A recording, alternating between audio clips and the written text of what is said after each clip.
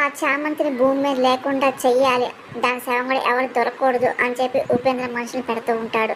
సరే అని చెప్పి ఒప్పందం మాట్లాడుకుంటూ ఉంటారు. ప్రేమ్ చామంతి కారులో ప్రయాణిస్తూ ఉంటారు. ఒకసారి నెమలేకని చూస్తూ ఉంటుంది. ఈ నెమలేకని చూడండి, మన కారుతో పాటే వస్తుంది అని చెప్పి చామంతి అనే ప్రేమ్ అలాగే చూస్తూ ఉంటాడు. రాణివారు రాజావారు వెళ్ళిపోయినప్పటి నుండి నెమలిక పింఛం గుర్తులే కనిపిస్తున్నాయి, దీని వెనక ఏమైనా మర్మం ఉందా అని చెప్పి చామంతికి అది కూడా డౌట్గా చూస్తూ ఉంటుంది. అలా గమనిస్తుంది. అక్కడేమో ఉపేంద్ర పక్కా ప్లాన్ వేస్తూ ఉంటాడు. చామంతి చంపాలని ప్లాన్ వేస్తూ ఉంటాడు. ఎవరు చూడకుండా చెయ్యి, ఎవరినో చూస్తే కొంపలు అంటుకుంటా అని చెప్పి ఉపేంద్ర ముందే హెచ్చరిస్తూ ఉంటాడు. అనుకున్న విధంగా గుడికి అందరూ వెళ్తారు. ఆ తర్వాత చామంతి దిగుతుంది. తన కారుతో వచ్చి నిమ్మలేక ఒక్కసారి ఒక భిక్షగాడి దగ్గర పడుతుంది. నీ చామంతి అలా ఆచరణ చూస్తాడు.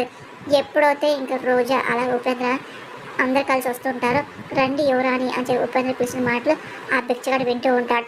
ఇంకొకసారి చూస్తూ, ఏంటి నువ్వు యువరాణివా, నువ్వు యువరాణి కాదు అని చెప్పి అతను అన్న మాటలకి రోజా, అరుణ్, ఉపేంద్ర అలాగే రమాది కంగారు పడుతూ ఉంటారు.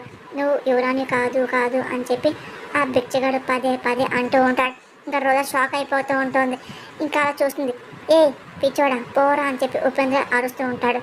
ఇంకా ఆ బిచ్చాడు కోపం వచ్చి, నువ్వు దుర్మార్గుడివి, పాపాత్ముడివి అని చెప్పి అదేమని తిడుతూ ఉంటాడు.